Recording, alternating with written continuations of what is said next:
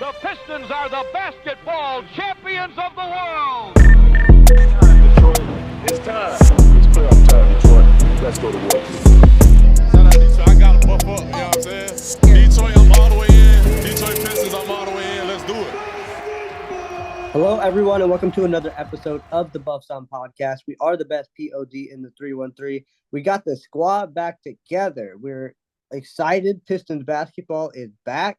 And, man, do we have a lot of hype to talk about right now. I'm not going to waste too much time on the intro because I do a lot of yapping on this show. But let's talk about Jaden Ivey. I mean, he has been absolutely incredible to this point in the season. Gabe, I'm going to kick it over to you first. What have you seen from Jaden Ivey through his first two preseason games? Either he's insanely hot right now and just making every shot, or he's really that guy and he is like on his path to stardom. I tend to think it's a little more the first one right now, but he's measured, he's taking better shots, and he still looks like the most athletic guy on the court by a mile. I'm really excited to keep watching him play this year. With that three ball dropping and his quick little dump off passes hitting as well, which he always does. Is he taking better shots? Is he taking better shots, or is he's making more shots? He's making more shots. Like that, the jumper looks, I feel like, a lot more compact, a lot smoother. And this is like a stupid analysis to make, but it looks like he's more leading the ball into the hoop rather than throwing it up. Because there was one play, you say better shots. The reason I say against that is he had one where he went like hang cross from the left hand to the right to do like a baseline fadeaway from mid range, and he knocked that down. And I'm like, that was a wild shot. That was something that he's breaking like 10 out of 10 times. The step back he took in the Phoenix game too, he was just like totally wild, like step back, momentum going the opposite direction, and he still hit the shot. So like, I don't know if they're better shots, but they're going in. I don't know. Yeah, I don't know what he did in the off season, but it seems like what he did was right. This is the guy. This is the guy that was behind Killian Hayes last year, man. I think JB deserves a little bit of credit for what we're seeing from Ivey. Like, there's like a lot of actions where he's getting the ball, like JB said in his like off-season workouts. He wants to get him running towards the hoop, feet pointed already. And there's a lot of plays where there's like a ball comes up from the corner, it's on the wing, and Ivey's from the top already sprinting down. And then he just like gets the pass into the middle while he's already like underway in pace. And like against a defender that is standing and trying to retreat against Ivey, not only like with his speed, but with his speed already building up like momentum. Like he had so many drives to his right where he was just like getting by dudes and like having some really nice finishes. Yeah. I'm really looking forward to the Ivey season this year. Yeah. Valley, your thoughts, and you got somebody with you, so let's let her introduce herself to the Buffs On family as well. Hello, all. My name is Aaliyah. Thank you for having me. Of course. I'm absolutely a Pistons fan. What up, though? What up, though? I know you got some Ron Holland takes for us as well. We'll get to that in a second. But Valley or Aaliyah, any thoughts on Jaden Ivey? I'd love to jump in because I'm like ecstatic about Ivey. I think you do have to take it with a grain of salt on two angles. Like Gabe said, it could be a bit of like streakiness. That's something we've seen in the history of Ivey in his first 2 years in the league. At the same time, it's preseason. But on the contrary, Connie, I'm really glad you touched on how JB is helping him get into his spots. On the contrary, though, he's just impossible to stay in front of. Like, I don't care that it's preseason. He's being guarded by some very good defenders, and none of them have any type of chance to stay in front of him. I like that in our first game on that ESPN broadcast, they referred back to when he was coming out of the draft, when he was being compared to Russell Westbrook, and how they were able to see that slightly. One other thing I want to touch on with JB, how he's helping Ivey get downhill. Gabe, we talked about it a little bit when we were watching that last game, is the screen action we're often running with both Ivey and Cade, where it's often like 1, 2, 3 screens. Some are off ball, but it's by the time he's getting the ball, he's already coming off a screen, so he's going downhill. And the defender's either forced to give him half a step, which means he's getting to the basket and leads to either one of those acrobatic takes or flashy passes, or it's more often that, like we saw, going to lead into a blocking foul.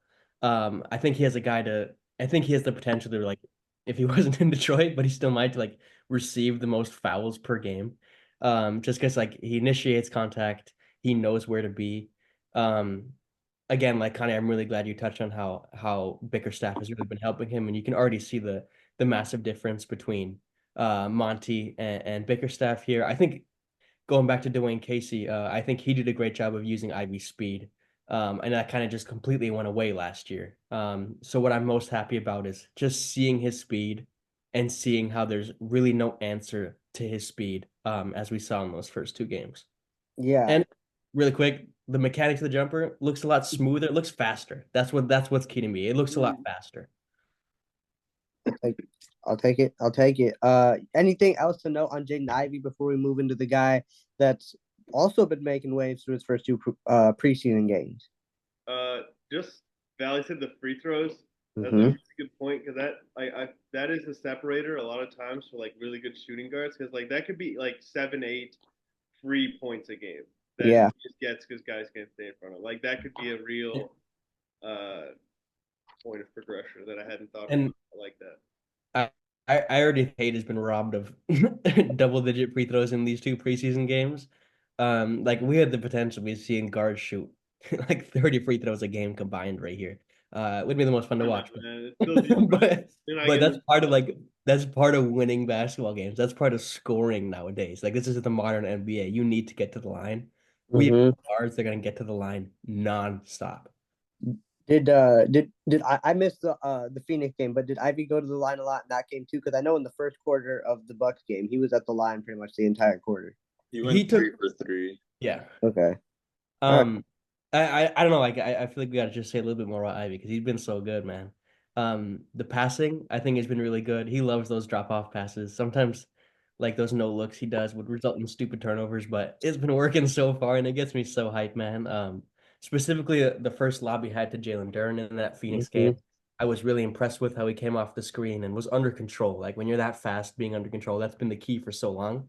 And we specifically saw him use that speed and slow down, like knowing when to use that speed and found that perfect pass to Duran. So I just want to, like, I've been very critical of Ivy in the past, and I know it's just preseason, but I really just want to give him his flowers right here. He's been excellent, and it's really exciting. And I'm still gonna pick on you for this. Should we still trade him for Peyton Pritchard? It's in the air. It's in the air. Come on, It's in the man. air. All right, fair enough. Fair enough. Any other notes on Ivy before we move into Ron Holland? He's been unnoticeable defensively, which is good. Like him and JD as well, I feel like have not been bad on that end. They've not made that mistakes like they were last year. JD even more so. I think he made some big strides, but we can save that for a little bit later. No, we can go straight into it if you I want. mean, Oh, on that end, Ron Holland. yeah. Is he the best wing defender on the team that has a Star Thompson on it? Like this guy is handsy, he's strong, he's quick. Like I want to see him play.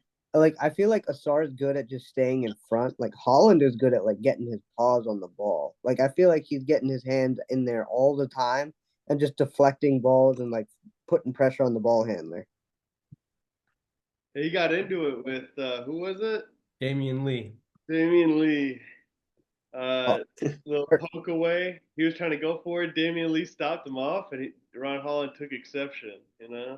Oh, I missed that. I'm gonna have to go back and find that. Also, we're getting into Ron Holland. Did you see? You see his Instagram? Yeah.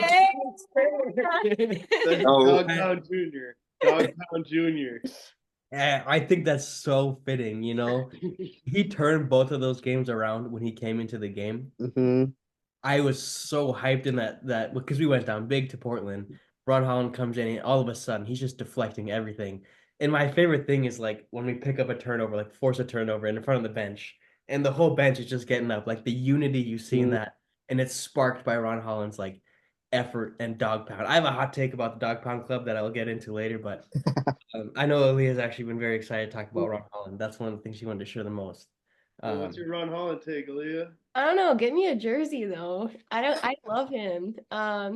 I just feel like he brings a different type of grit and forces the rest of the boys to like pick up on his lead, especially with rebounding. I think once he started entering the court and rebounding, the rest of them started to follow, and I think it's really caused a lot more buckets. Yeah, energy's infectious. In You fact, need that one dude out there that's just kind of mental, you know? Yeah. That sort of Stu. But Stu's more like enforcer. You need the one guy that's just like, yeah, probably a little insane. Yeah, I, I love that though. I think we saw, especially last year with the run the New York Knicks had, how important rebounding wings are with Josh Hart. And I Mhm. think we arguably have two of the top 5 wing rebound. I mean, that might be premature to say, but the point is we have some really like Regardless, elite yeah. wing rebounds with Asar Thompson, who I don't know if somebody has the numbers, how many rebounds he had last game. Certainly a good, or last season. He was a really good rebounder. Um, and then you can already see the impact that Ron Holland has in terms of rebounding. What is it, 6 in both games that he had? Something like that. Yeah, I think like it's around that number 5, 4 to 6, somewhere in there. One thing with Ron though, and it's like I've been trying to watch these summer league games, trying to parse out what is the result of just it being summer league and like this guy's trying harder than the other team, and what is like him being, what's going to translate to regular season. Yeah, is he gonna get burnt out? Is this effort still gonna be consistent? Well, are other people just gonna start trying harder, and like that gap between his high energy and other people is less? What I do think is gonna stay. What I liked from him that I didn't expect, because I thought he was more of like an A1 ball handler sort of guy, ball in hand. He's a really nice ball mover. I'm talking about like swing the rock, swing. Like if it comes to him, it's not sticking. He's not like thinking about what the next move is. He'll just whip that pass to the next guy that's open, or just keep the ball moving. That's that's something that really can't be like understated for its importance. A guy that just like will continue movement without uh, stalling, especially for what like it seems like JB's trying to do with this like quick Mhm. passing, quick hitting, cutting sort of offense. You need guys that are gonna like. The conversation we were having last year about Asar Thompson with the Monty Williams .5 offense. Where we were like, Asar Thompson's gonna be that wing guy that keeps the ball moving in Monty's quick hitting offense. But I feel like JB's already shown more in his quick hitting offense in those 2 games than we saw most of the last year. Yeah, I don't think we saw. I don't like the .5 offense was like a non-existent thing under Monty Williams, Yeah. and that's all we were expecting.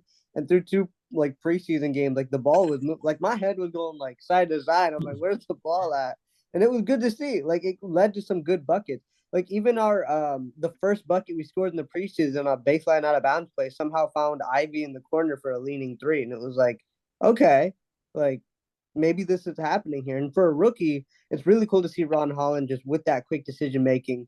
One of the things we thought about the .5 offense going back to the Monty days was like, can Killian Hayes do it? Right? Can Killian Hayes be that quick with it? And that was from what he was going into like at year 3 then. And now we got a rookie who's coming in and he's doing it, and it's like they're good passes. They're not risky passes. He knows what he wants to do with the ball before he even has it. But Gabe, you've been silent for a while. Your thoughts on Ron Holland? I mean, you guys pretty much covered it. Again, I just, the big conversation we were having is, can he play on an NBA court? Does he have, like, is he going to start? Is he going to be G League? And I think this guy's just good at everything except shooting pretty much at this point, reminds me of Asar. And like these 2 guys next to each other at the prime of their career, a man can hope a little bit here, but that's like those 2 guys on the wing, Jaden Ivey and Cade. That is a mean 4 with JD at the 5. If he just kind of fits in well, if he gets that jump shot, which Yeah. he is not afraid to shoot. Valley, I know you think it doesn't look very bad, and I think so too. It looks pretty smooth. He hits his free throws, so honestly, he's looking good. He is looking real good. Yeah, and hopefully in the last 2 preseason games we can see it. I don't think he's knocked down a triple yet. Have you guys? No, he hasn't. Oh, he He has. has. He So airballed it, which yeah, it's disappointing to see, but I'm curious to see on how, as his confidence builds, his ball handling skills of passing, I don't know if it will dwindle or it will increase. Because I think how he passes the ball is sometimes for a lack of confidence of score making. In a way, I agree, and that's building off that. It's like a point I had, Honey, what you said about the playmaking is, I think there were several occasions where he was going downhill. He had the ball, catching it at the halfway line, going downhill, and I think he had several opportunities to attack and get to the rim because his freakish athleticism was very much on display in those first two games. I don't think he was confident in a manner to go on his own, put his head down, and get to the rim in a fast break situation. And I do think as a result, I noted one or two times he like awkwardly passed or hesitated a little bit and passed instead of being, hard and going to the rim. But I do think that is something that'll grow over time as he fills out his body. Gabe, you talk about the long-term potential of these two at the wing. These guys have not been in the league long. They haven't had the opportunity to fill out their body yet. Imagine Asar Thompson and Ron Holland with 20 more pounds of muscle on them, like it's just kind of scary to think about how physical and dominant they can be. But a big question that will be the 3-point shot. Gabe, you just said like you're not sure about the 3-point shot, or you have some bit of optimism. What do you think about the shot in the really small sample size that we've had? That's another thing with more experience with Fred Vinson will grow over time. It doesn't look good. Doesn't look good, you think? Why? Like He what about it? Like mechanically or results? the results, his touch doesn't seem fantastic from that range, but I feel like he's like, I don't know. I feel like in game he rushes the catch and shoot shot. So I don't know. Maybe with time he learned, like, I mean, of course the NBA game is so much faster. Maybe he'll finally find a spot where he can just like take his time on it and knock it down. We saw a few times Asar last season, just like no, like the lack of respect he got. Nobody would close out at all. So like I feel like if that happens to Ron Holland, he'll be able to knock down the shot more consistently than Asar did. But that's if we get to like really bad point where like we get no respect at all. But I feel like it'll come. Like I don't know how high the percentage will be when everything clicks, but I think he'll be semi-respectable. I mean, I also have faith in Fred Vinson too. So, I want to have hope just for the reason that like we've seen what he can do in 2 preseason games defensively, the way he can drive the ball into the lane, finish through contact, elevate, all that. I feel like if he could just shoot semi-respectively, he'll be fine. So I'm on the train of I believe in it. Believing's a big part of what we got to do here, huh? Yeah. I mean, we're Piston fans. It's belief or nothing. Like that's all we got. Any other notes on Holland before we move into the more team general stuff overall that we kind of already touched on? Rotation at start of the year, is he in it? As of right now, yeah. Assuming Asar is healthy, is he in it? Damn, why you gotta do this to me? Yeah. I think he's earned it. I think he has too. And I really want to see both of them on the floor together just for defense sake. I want to see just some dogged defense. Plus, G League season doesn't start until like November, so he's got to be with the team. Oh, okay. That's a good way to look at it too. Poor Bobby Clinton hasn't been able to step on the court yet. I was really hoping we'd get to see a little more of him in preseason too. But Do you know why not? I don't think I caught that. Yeah, calf contusion. Oh, okay. And then Tobias was out with COVID, so he's back today at practice. So hopefully we'll see him tomorrow. So the ball movement's been great. What about defensively? What have you guys seen defensively that you think is a step up or a step back, or any observations from the defensive end? Sorry, I was gonna just a really quick thought. Bucks, they're hitting some threes and we were not stepping up in a timely manner. And so that was a bit slow right there. Against Milwaukee. Yeah. Yeah, I also think part of that was our reluctant from the bigs to get out, and Brook Lopez was like, I swear he doesn't make shots, but against us he just goes crazy, and Bobby Portis was unconscious as well. Again.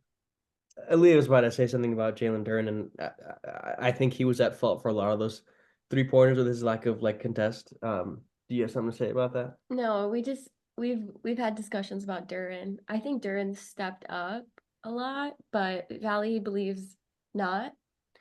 Yeah, I've been really disappointed with Duren on the defensive end. I think that's something that's been so preseason. Yeah, I know, but you talked about hustling more all offseason. You're in the I think he has. I feel like the way he's getting up on his contests of like layups and like there was a contest that's in my head he had on Booker yesterday that he just elevated on his 3-pointer contest, and the shot ended up being short and it led to a fast break for Ivey. So like I don't know. I feel like he's trying harder. Maybe I got to see more in the small sample size, but I think I am overly critical on him as well, especially knowing like he has really low block numbers, and I know that's not all to defense statistics, more about contests, but like we said last year, what was it 0.8 blocks a game? Like with his size, stature, and athleticism, I think that's just like generally unacceptable. Um, and if you're like wearing that dog, like you're in the dog pound, man. Talk about his blocks. Like Like he broke somebody's arm. his Yeah, screens. And he's a the screen. beast. Okay, I let's mean, talk. screens. His screens are Excuse pretty insane. I forget who he got in the second one, who hyperx in his elbow. I hope he's all right. But I think that was Gary Trent. yeah, it was. So like that's something we talked about so much is like the screening and that what's gonna open up with the shooting. I think Duran's screens. I'll give him all the credit there. I think they've been S tier. I think he's been amazing in terms of screen setting. I know I'm getting off track with the defense here. I That's Um, fine. but I want to credit Duran with his screens. A lot of illegal screens. Not as much as James Wiseman, but a lot of illegal screens from Jalen Duran. But Connie, Gabe, you guys think he's been there defensively? I don't really give a hoot about what he's doing on defense in preseason. I'm gonna be real. Like effort waning is everybody's effort is waning. One thing I do want to talk about is his passing. We're talking about getting people downhill, guys coming off screens. He's been a big part of that, like short interior, quick passing, multiple rotations of the ball. He's been a big part of that. He's very important in that working, and I think it seems to me that his passing touch has gotten better this year. One that stands out particularly was Simone Fontecchio hits like a 45-degree cut around his guy, kind of coming towards the middle, and JD from like the top of the key just kind of lofts, not like slow, but lofts one in right, like almost like a receiver catching a football right into the hands, which let Simone just go right for a layup, like almost an alley oop from the top. Um, I've liked his dinkers and dumpers, like with Ivy, like working that on the cuts. I think his passing has gotten. I think his offensive game has taken another step. I don't. And I agree with you. I like what you said about the passing. Sorry, Gabe, get right back to you. But we saw that when he was starting with Stewart so much, where he would kind of pick it up top of the key, elbow area, and try to do that like slow lofted pass, and rarely it would connect. And I do think with more spacing now, there's more opportunities. There's more opportunities for cutters, and that's something we talked about way earlier in this offseason, and Duran could be the center of finding those cutters. At the same time, when he has that ball on the top of the key area, he can be used as a guy that's handing the ball off to Cade and Ivy and setting a mean screen for them, or he's hitting the cutters. I think with all this screen action, off ball screens and ball movement and off ball movement, I think Duran is the key to unlock it with his playmaking ability from that top of the key area. But Gabe, Duran defense, Duran overall. During defense hit that one nice block. Brooke Lopez and Portis kind of cooked him. But like Connie said, I think it's more preseason is more about seeing like the experimental upside of players rather than like the consistent like defense day in, day out. I think that like Connie said, it's a lot of effort. That is just like lock in, play the whole game. He knows he's only playing till halftime. Second halves have been pretty interesting to watch at times. I like his passing is great. I thought he went up kind of weak sometimes, especially around Brooke Lopez. He still has trouble with like huge guys, I think. That'll continue to be an issue for him. But once, Brooke Lopez got tired and he talked about he wanted to get his conditioning up, he stayed at it. And, as the game went on, he kind of evolved into the winner of that matchup, I think. Other than that, super happy.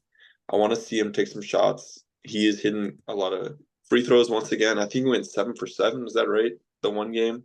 I would like to see him take some shots, like jump shots, 3-pointers. Preseason specifically, not not in the regular season, but yeah. Hey, if Andre Drummond can take them, I think Jalen exactly. If Drummond can take them, go ahead and launch a view. Yeah. The pass that sticks out in my head was from the Bucks game. Of course, the only game I watched was when THJ cut back there on the baseline. He found THJ for the layup. Like he just sees it. He knows, and I think now he's gaining the confidence to actually do it. So, and actually hit the passes. Like Connie was saying, his touch is a little bit better, but His touch on the basket is still there. I just think, like you said, he needs to go up with a little bit more of aggression, a little more intent. But I've been content, I guess, with what I've seen from Jalen Duren. We still got what, 3 more preseason games, whatever we got, and then we got the regular season, and we'll have that matchup that I know you're so looking forward to, Valley. Jalen Duren versus James Wiseman opening night. Like that's what Is Miles Turner out? I don't I don't know if 'Cause I he's know out. Wiseman started. Oh, did he? He started, He yeah. did, yeah. Wiseman started. Okay, well maybe Man, James Wiseman was just better than Miles Turner. I don't know. that would be the funniest thing of all time if it's a Duren Wiseman matchup, and Duren better crush him, man. Oh my God, Wiseman's like a stick compared to Duren, so I'm hoping that he just like bullies him down low. But I don't know. I feel like yeah, we we'll see what happens when we get there. Any other notes? Yeah, I go want to interrupt. I think I'm pretty impressed with this little second half on how they went from such a deficit to finishing less than 10 down. And you could see like the dog pound come out in some of these players, especially Ron Holland, to lessen that deficit. Especially at the Breslin Center. I just think the representation of like Michigan State and Detroit Pistons. That was amazing listening to Tom Izzo speak on some of the connections that he's made with the players on the Pistons and the players not on the Pistons. So it was great to see Michigan State have that collab with the Detroit Pistons. And shout out Tom Izzo, contributing to the long-term plan to bring Devin Booker back to Michigan. He seemed to have done a very good recruiting job, what it looked like with the shoes and with the meetup they had earlier in the day. So thanks, Tom. I love that. I love that. Question though, I was texting somebody, and they told me that they don't feel like Devin Booker would be a good fit in Detroit. Do you guys agree or disagree? That's crazy. I Booker would be the so ideal strongly fit. disagree. I'm with you guys. I'm not a huge fan of It's like that. saying LeBron won't fit here, man. Like he'll fit anywhere. Yeah. Yeah, I think Devin Booker just like represents sometimes like a strong figure for a lot of like D1 players. So I think him being in Detroit and having Michigan State basketball would be something to like idolize and work towards, in my opinion. Yeah. I mean, bring the man home. Let him like he reps Detroit. Whether he's in Phoenix, like imagine what's gonna happen when he's here. He was at the Tiger game yesterday. You know, He like could literally be like such an icon. I know he wants it, man. I know he wants it. yeah, like we just gotta figure out to make it happen. But any other notes on preseason before we get out of here? I want to shout out two wings that really impressed me. The first of which was Malik Beasley. He didn't get the opportunity to start in game one, but due to his performances, he started in game two. Also, maybe in partial due to Tim Hardaway's negative performances. But Malik Beasley brought that defense and he brought that energy. I think like within 2 minutes, he picked up a double tech of checking in. Reminded me when Isaiah Stewart played his first preseason game and got ejected. But Malik Beasley brought that energy and like he talks his talk, man. I know against his former team, but also against Phoenix, like he talks his talk and he backs it up. Like his shooting, his gravitational pull, like immediately recognizable and discoverable. Um, I think he's just been like a really nice addition, and he has a really good chance to start even with Tobias Harris coming back. I'm really glad we have Malik Beasley here. I'm really glad he took the challenge to sign that 1 year and take less money here in Detroit. Much respect. And then I also want to shout out Simone Fontecchio. I mean, you guys know I'm very high on Simone. But he's just keep doing what he's doing, like he's providing as advertised, nothing like incredibly glamorous, but he's gonna get to work. I thought he did a really good job staying in front and contesting Kevin Durant. Although that usually doesn't really mean anything because it's Kevin Durant, but he did a really good job. I thought. You mentioned him looking like he was moving his feet quicker. I do agree with you. I think that helps him out defensively. Shot looks good, always has. Good cutter, like we saw with that pass from Duren. Really excited we signed Simone. Really excited we have this cheap deal from Malik Beasley. I just wanted to give them like a little bit of appreciation because they've been excellent as well. No, that's good. We talk on this show a lot of time. Like this team only consists of like 2 to 3 guys, but like sometimes forget there's another 8 guys out there that are still doing their thing. Malik Beasley, of course, very impressive in game one. Did not catch game two. I think he was like 3 for 7 from deep in the first half in game one. So I'll take it. Like the guys came here to knock down shots. Everyone said he was a little bit of a black hole defensively, but I think he's kind of shown that he can contribute on that end too, and at least do his part of a little bit of containment. Gabe, your thoughts on Beasley? Anybody else on the roster? Tech. Any case? Yeah, Cade has been disappointing. I think his shot just looks the same, which I thought would be different. Still had kind of that leaning, flat looking shot. But I'm not really concerned about Cade at this point. Beasley looks great. I love how like the first three he took, he looked away at the Bucks bench and it swished, and then he stuck his tongue out. Tim Hardaway Jr. is exactly what I expected. He's a chucker and he's lost. You hate to see it, yeah. He couldn't stay in front of a brick wall, dude. He cannot move his feet on defense. Yes, I think he's gonna be Joe Harris style on the bench. Man, Joe Harris is my favorite. Well, they can go on vacation together in Mexico. Man, I want to be invited. I feel like it'd just be a great time. Good people. I don't want to see any more of Tim Hardaway being the ball handler in a pick and roll. The first one he did, he threw off at Jalen Duren's head. I just don't want to see that. It just none of the opportunities where he was the ball handler ended in anything remotely successful. I don't want to overhate. It's just preseason. I think Cade needs a little slack in that sense too. He seemed like he was definitely not in that gear, but still like can decide when to go into that gear. I mean, playmaking, we know it's there from Cade. I thought he was excellent. Defense, I thought was pretty good. That block on Booker really exemplified that. Great block. And Gabe, I kind of disagree with you. I think the jumper looks slightly different and from deep at least, and I think he's less reluctant to shoot the three, so he's getting up more looks. When people are going under the screen, he's not hesitating. He's going to let it fly. Which I think that's what you said about Killian Hayes. yeah, Killian Hayes sucks at basketball. We already know it, Gabe. Cade doesn't suck. Let's calm down. No, he sucks. Yeah, I don't know. I hope we get some more Cade wins before we shut him down preseason. I don't know. So, go ahead. I really liked what I saw Cade first quarter of our first preseason game. I don't know. I was pretty impressed with it. He just came in like, in my opinion, beast mode.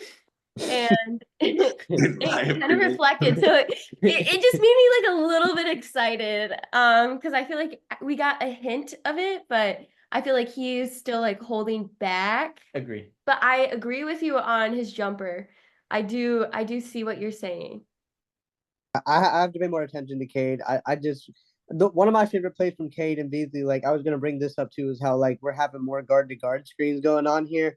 Him and Malik kind of did like not even like a pick and roll, more of a pick and pop, but like Beasley, I don't remember who set the screen. I think it was Cade who set the screen for Beasley. Beasley came off the screen. Two people for some reason went with Beasley on the roll, left Cade wide open for a corner three, and he knocked it down. His shot just looks, he's just going straight up with it, like you're saying, a little more confident with it, a little less hesitation.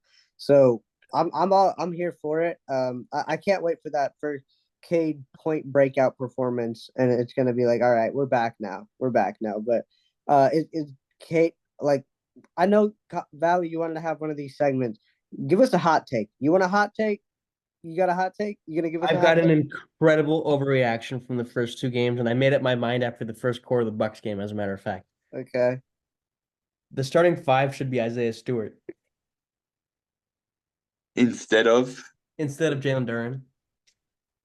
Gabe, when I tell you he went on a 15-minute rant, he went on a 15-minute rant. I think the reason why I'm on this podcast today was because I was on the other hand of the 15-minute rant, and I disagreed with him on every. I would like to advocate. I would like to advocate my reasoning, or my decision. Obviously, a little more than 15 minutes. Yeah. I think the floor spacing obviously is obviously when you get, and if you talk about that long-term future of playing Asar and Holland, have a five that can shoot. His jumpers, if he's open, like I'm just like turning my head and I'm assuming it's swishing. Like his jumper is really consistent. Again, that was too much hate he got last year, but defensively, an enforcer, man. And that's what I'm begging from Duren. Like, be an enforcer. Stu's gonna, like, he checked in the first game, 2002 minutes. I don't give a shit, man. Go shove somebody. Go show him some grit. That's something that we saw from Ron Holland so much. I just want more of that from Duren, and I think Stu just provides it, and he's got that mentality. Just, I'm going in there, and I'm just gonna be a menace, And at the same time, now I'm a good 3-point shooter. I'm an unselfish basketball player. His screens, I think, need to be more solid. That's something you get more from Duran. The only other like option I had in this is I want Stu to start. I don't care. Start him at the 4. Like I really wouldn't mind Isaiah Stewart starting again, and then Paul Reed's been a little funny looking, but give Paul Reed some minutes in there. But my incredibly hot overreaction is Isaiah Stewart needs to start. So if you start Stu at the 4, you moving Toby to the 3?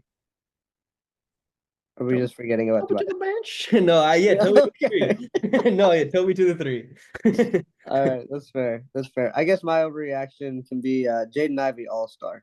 Like he's playing like he's on another level right now. I mean, I don't know if he can continue it for how long, but if Jaden Ivey continues to make like these absurdly difficult shots, I feel like everyone's gonna start noticing and it's gonna earn him into the All-Star game. I love it. Gabe? Give us no reaction, Gabe. You're thinking too much. I don't know how much of an overreaction this is, but there's not going to be enough minutes for all the wings on this team. Yeah, there's not. There's no Tobias right now. There's no Asar right now. There's no Clintman right now. I mean, like, yeah, I'm sure he can sit, but still, like, Yeah, that's a very good point. Who's gonna play? Who's gonna, is anyone going to be upset that they're not playing enough minutes? I don't think so, because I think it's gonna be Ron Holland who kind of gets cut from the rotation. Well, right now it looks like it's gonna be Tim Hardaway Jr. Oh yeah, I mean him automatically, but like still, like that's an assumption. Yeah, so THJ's minutes get cut. That leaves Holland, Asar, Toby, Bobby, and that's kind of it. But I want to see how this plays out. I want to see Clintman minutes. Like I kind of wanted to see him in preseason. But any other notes? Hot take? Does he have a timetable, or is it just they tweet it out game by game? I haven't seen any timetable or anything. I know he missed the open practice, and then from there on, he's kind of been out. I don't know. I mean, I watch as much of these videos as I can of like the people posting about like, oh, like at Pistons practice. I don't see him a lot, so I don't know. I don't know what's going on there. Kind of concerning me a little bit, but we'll see how it goes. We'll see how it goes. Any of the notes before we get out of here? Yeah. Hot take. Sasser, he gets stuck at that almost half court line. I want to see him get a little further down before he starts moving the ball. What do you mean? I think he struggles to get the offense down the court. I think I agree. I think what I said about Sasser was like he just like sways back and forth and doesn't really make a decision. Killian Hayes. Hey, at least he'd make a decision, not often the right one. I think he just needs a little bit more attention to like how to beat the defender he has, because I think he has the capability of visualizing the offense. I just think that he gets stuck getting short, and I don't know if that's off of Monty's previous coaching advice or if that's just how he plays ball. But I'd be curious to see if JB pours some more love into his point guard skills to see if he can get further down the court before the play begins. I wouldn't be opposed to it. I mean, like I don't know. I mean, I've said before, I think Marcus Sasser is more of a 2 than a 1. I just want to see him unleash his scoring ability. But if we want to still try to give him a chance at the playmaker, I guess why not? Just let the man like try to progress. I mean, you can't have too many decision makers, right? It's nice to have multiple people on the floor who can make a decision, and hopefully it's the right one.